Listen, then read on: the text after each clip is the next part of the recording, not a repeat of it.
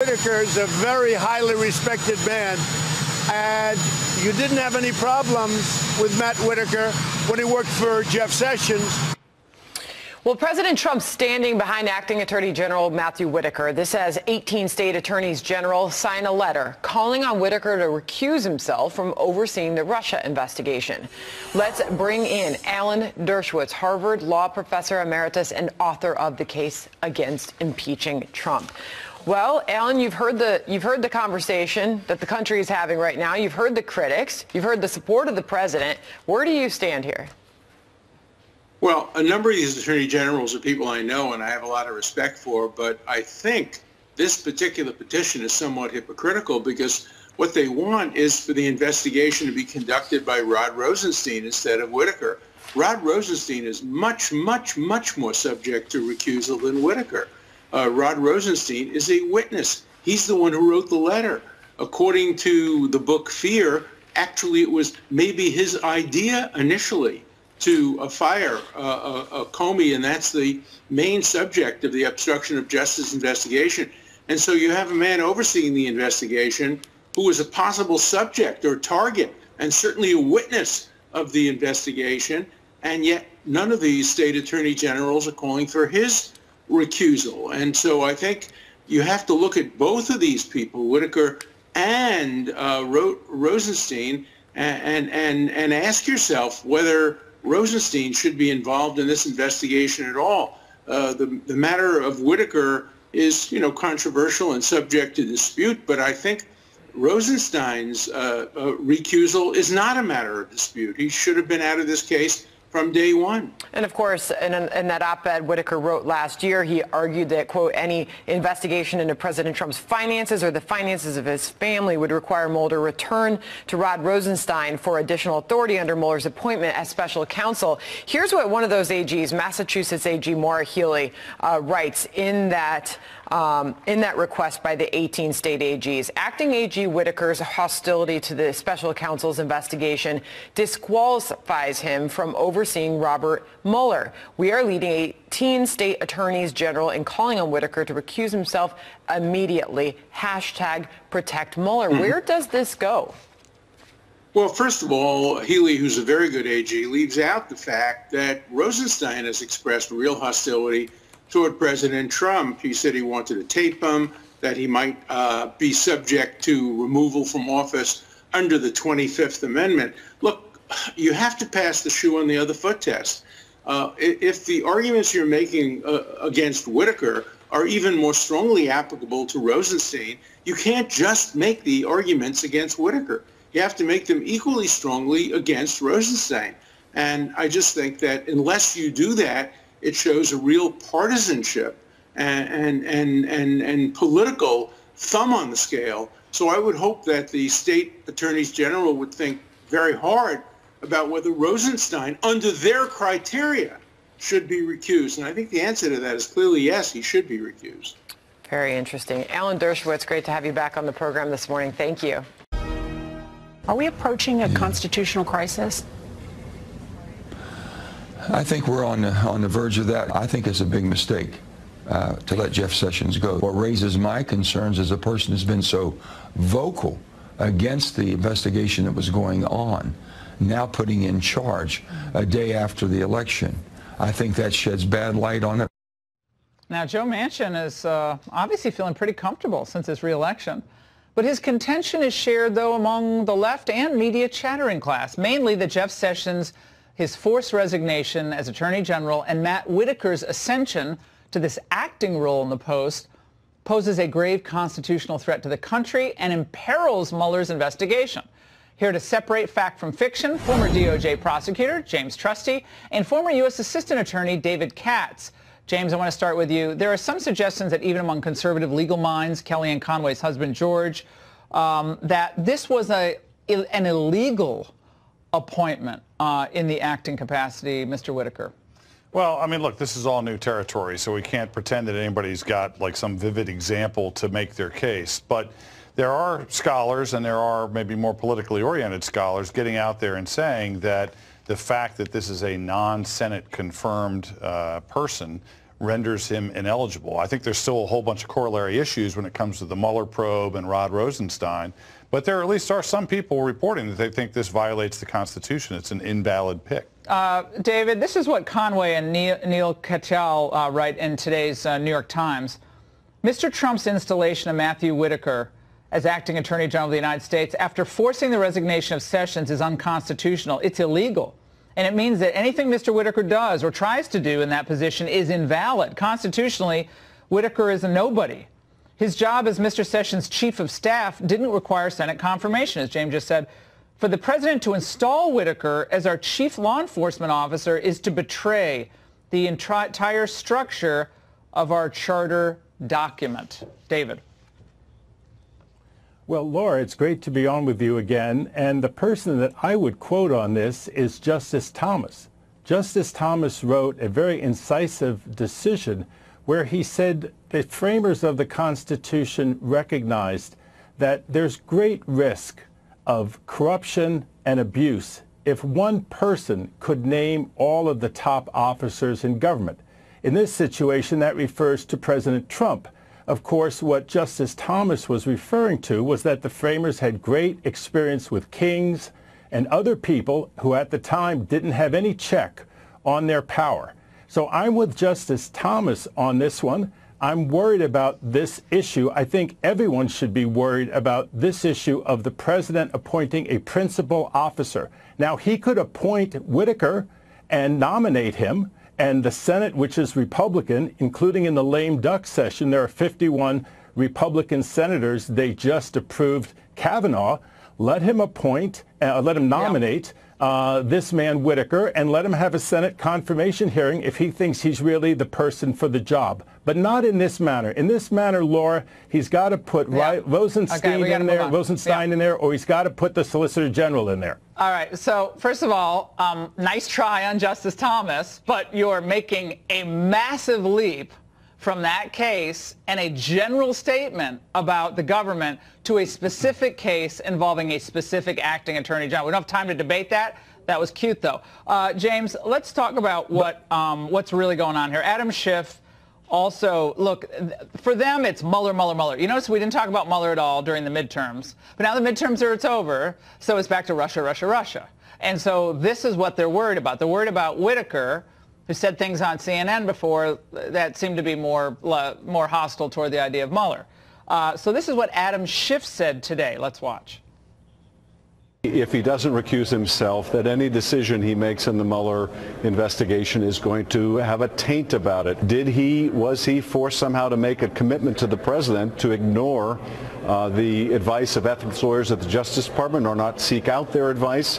Was that part of his getting the job? Because this president is guided by one thing alone, and that is what's good for Donald Trump. The country doesn't matter that much. Again, ignore the pejorative. That's just typical Adam Schiff. But he's making the Conway point about, okay, anything he does is thus invalid. Today they announced the new rules, or what they want to be the new rules on the migrants coming in, specifically a change to asylum law. Now, Jeff Sessions was all on board on all of this, by the way, but that you would have to present yourself at a port of entry, not just coming across the border and then saying, I want asylum.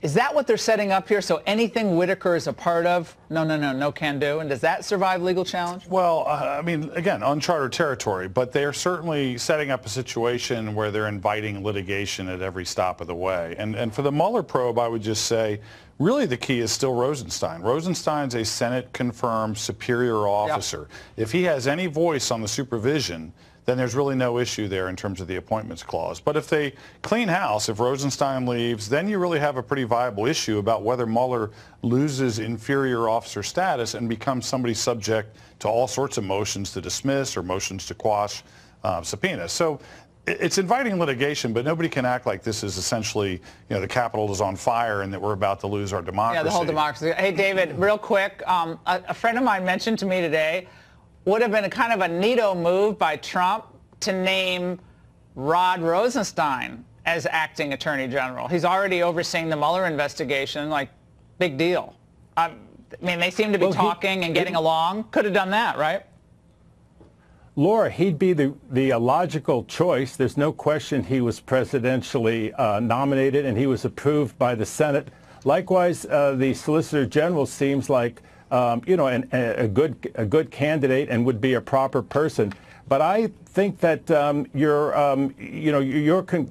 I think that they should litigate this issue, and I think that they will. And I do think that Justice Thomas would be with the people who would say that, in accordance with the National Labor Relations Board case, which was a recent decision, that President Trump cannot do this. And I think that he should pull back and maybe put Rosenstein in there. He'd be a good choice. Why not, if they're getting along? All right. Thanks, guys. Appreciate it. There is increasing pressure tonight on the president over his selection for acting attorney general following the forced resignation of Jeff Sessions. New questions tonight about that appointment of acting attorney general Matt Whitaker. Chief Intelligence Correspondent Catherine Harris tells us where things stand right now. According to Federal Trade Commission records and a 2014 media release, Acting Attorney General Matt Whitaker was on the advisory board of a Florida company fined $26 million by the FTC. The press release quotes Whitaker saying, "As a former U.S. attorney, I would only align myself with a first-class organization. World Patent Marketing goes beyond making statements about doing business ethically and translates them into action." But an FTC investigation found that the company, quote, allegedly bilked millions from consumers and suppressed criticism. He was very, very highly thought of and still is highly thought of. President Trump defended Whitaker's credentials. This only comes up because anybody that works for me, they do a number on them. But seemed to distance himself from Whitaker despite an earlier acknowledgement. Now, in all fairness to Matt Whitaker, who again I didn't know, okay, other than through reputation. I can tell you Matt Whitaker is a great guy. I mean, I know Matt Whitaker. The House Minority Leader said the Justice Department's shakeup goes beyond derailing the special counsel. Primary purpose is to interfere with Mueller. It was, of course, to distract from the big defeat that the president suffered in terms of our taking the House. And the presumptive chairman of the House Oversight Committee was more blunt about the former Attorney General's departure. He got rid of him because he wants to throw a monkey wrench into Mueller's efforts. Today, a federal appeals court ordered special counsel Robert Mueller to explain how this week's Justice Department leadership change would affect an ongoing lawsuit over the scope of the Russia probe. Mueller and lawyers for a former associate of one-time Trump advisor Roger Stone have 10 days to respond. Brett. Catherine, thank you. You're listening to the Laura Ingraham Show, 855-40-LAURA. Joseph Clark, former lawyer for the Florida Secretary of State during the 2000 recount. He's going to stop by. Your reaction to this Antifa nationwide intimidation and, frankly, terrorist campaign. This is a terrorism against free expression and individuals living in peace. This is an ongoing attempt to terrorize people. The Justice Department needs to act with the full force and the authority of U.S. law against this organization. And those who are funding it must be exposed. The Antifa is all about exposing people. Let's find out who's behind this. Let's find out who's behind this and why. 855-40-LAURA. Don't worry, we're ready. This is how we roll.